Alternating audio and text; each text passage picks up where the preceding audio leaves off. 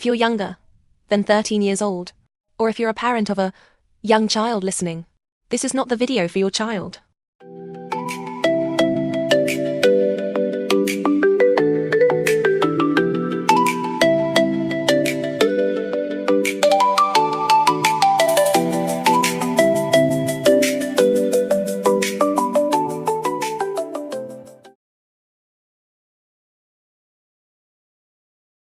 September 11, 2001, is a day that many people will never forget. Early in the morning, 4 airplanes in the United States of America were hijacked by a group of male terrorists called Al-Qaeda and used to create violence and change lives forever. Who planned these attacks and why? The leader of the group Al-Qaeda was a man named Osama bin Laden. He was born in 1957 in Riyadh, Saudi Arabia, coming from a very rich family as his father, Mohammed bin Laden, ran a very successful construction company and helped build many big projects in the Middle East. Osama was one of more than 50 children and grew up with plenty of money and resources. He studied economics and business administration at university in Jeddah. His obsession with politics started when he became upset with certain countries, including the United States, because their political and ethical beliefs did not align with his. Osama believed he could change the world with violence to make people agree with his way of life. In the late 1980s, Osama started Al-Qaeda, which translates to the base. This was a terrorist group that trained people to do dangerous things in secret and tried to frighten others to get what they wanted. Even before the events of 9/11, Al-Qaeda was connected to a number of terrorism attacks all around the world. What was the World Trade Center? The World Trade Center was in New York City, in an area called Manhattan. It was a massive 7-building commercial complex, used mainly for international trade businesses, financial institutions, government agencies and corporate offices for people from all around the world. The 2 tallest buildings of the complex, called the Twin Towers, were extra special and famous. They were each 110 stories tall and were built between 1966 and 1973, professionally called the South and North Tower. The buildings stood side by side like twins and were among the tallest in the world. They became a symbol of worldwide commerce and a popular tourist attraction, with people from all over visiting the towers.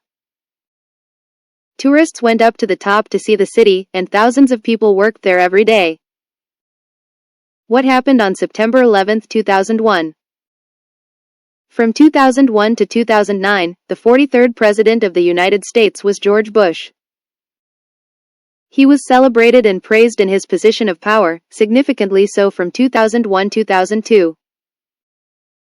On the morning of September 11, at 8:46 a.m., the first hijacked airplane, American Airlines Flight 11, crashed into the North Tower of the World Trade Center. Today, September 11, 2001, our studio audience has been in there for at least the last 15-20 minutes, and so you missed the big story of the day that's developing right now here in New York City.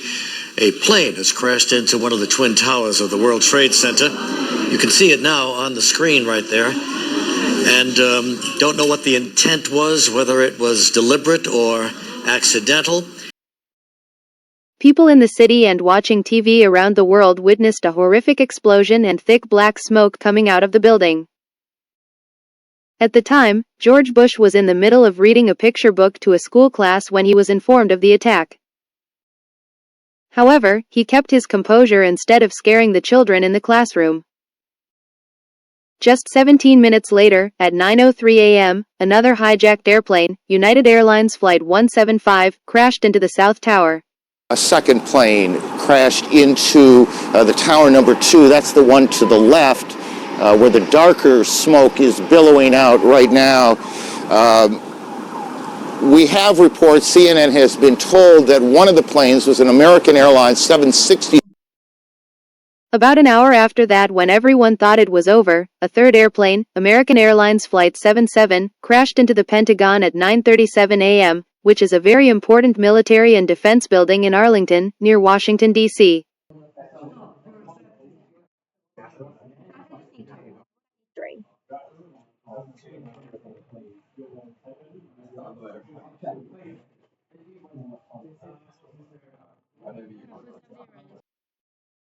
A fourth airplane, United Airlines Flight 93, was also hijacked.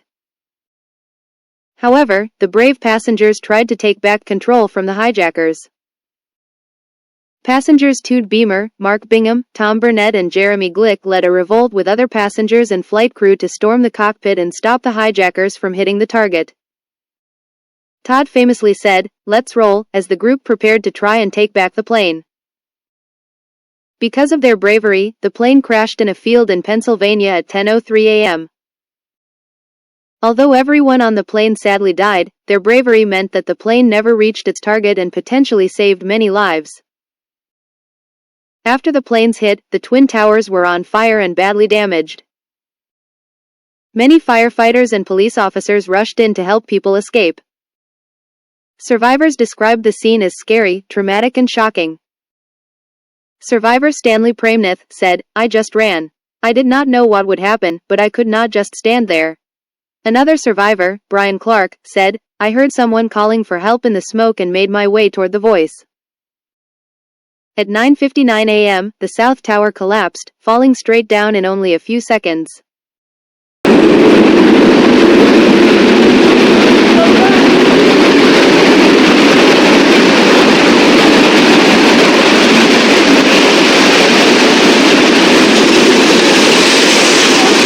Oh my God!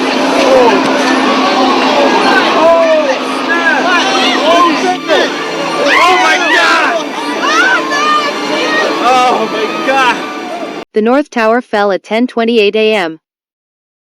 Clouds of dust covered the streets as people ran for safety. By the end of the day, almost 3,000 people were dead, including many rescuers who gave their lives helping others. How did 9/11 change things? After the attacks, many people were confused, frightened and angry. Some people started to treat Muslims and people from the Middle East unfairly because they wrongly blamed them for what happened, even though they had nothing to do with it. Muslims experienced a lot of racism which was hurtful and wrong, and it's very important for us to remember that we should always treat everyone with respect and kindness. For example, a man named Balbir Singh Sodhi who was a Sikh and wore a turban was wrongfully killed outside a gas station only days after 9/11. He was thought to be connected to the attacks for how he looked, along with many others who experienced racism. The terrorist group Al-Qaeda made horrible decisions, but that does not define their country nor their religion. There was also a big change in how people travel, especially by airplane. Before 9/11, security at airports was much more relaxed. But after the attacks, airports added lots of new safety checks. Now, people have to go through metal detectors, take off their shoes, and sometimes even have their bags searched by security officers. Liquids are limited, and passengers cannot bring sharp objects on board. Specially trained officers, cameras, and technology help make airplanes more secure and flying much safer for everyone. Why do we remember 9/11?